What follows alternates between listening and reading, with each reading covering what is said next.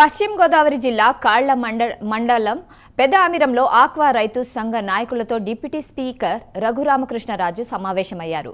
Bharat ఎగుమతులపై Trump 25% పన్ను విధించారని అన్నారు. భారత ప్రభుత్వం ప్రధాని మోదీ, కేంద్ర మంత్రి పీయూష్ గోయల్ ట్రంప్ విధించిన సుంకం తగ్గించేందుకు ప్రయత్నాలు చేస్తున్నారని అన్నారు.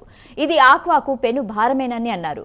రాష్ట్రంలో ఎన్నికల వేళ ఇచ్చిన హామీలను ప్రభుత్వం అన్ని చేసుకుంటూ వస్తుందని అన్నారు. నేటి నుంచి అన్నదాత సుఖీభవ పథకం ద్వారా రైతుల ఖాతాలో నగదు జమ అవుతుందని డిప్యూటీ స్పీకర్ తెలిపారు. ఆగస్టు 15 నుంచి మహిళలకు ఉచిత బస్సు పథకం అమలు అవుతుందని తెలిపారు. 15వ తారీఖు నుంచి మహిళలకి ఉచిత బస్సు అన్నది కూడా జరుగుతుంది. ఒక్కొక్కటి చిన్న భిన్నమైన ఆర్థిక వ్యవస్థలో ఒక్కొక్కటి కాలు చేయకూడ తీసుకుంటూ ఒక్కొక్కటి ఇచ్చిన మాట నెరవేర్చే పనిలో ముఖ్యమంత్రి గారు, రాష్ట్ర ప్రభుత్వం ఉంది.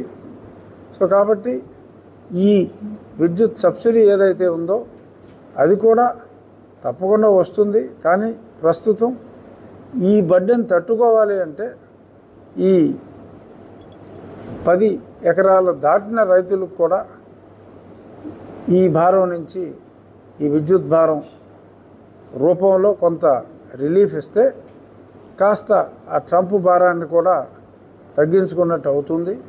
సో కాబట్టి రైతులందరూ, ఇప్పుడు మాకు మీటింగ్ జరిగింది, 15వ తారీఖు నుంచి మహిళలకి ఉచిత బస్సు అన్నది కూడా జరుగుతుంది. ఒక్కొక్కటి చిన్న భిన్నమైన ఆర్థిక వ్యవస్థలో ఒక్కొక్కటి కాదు.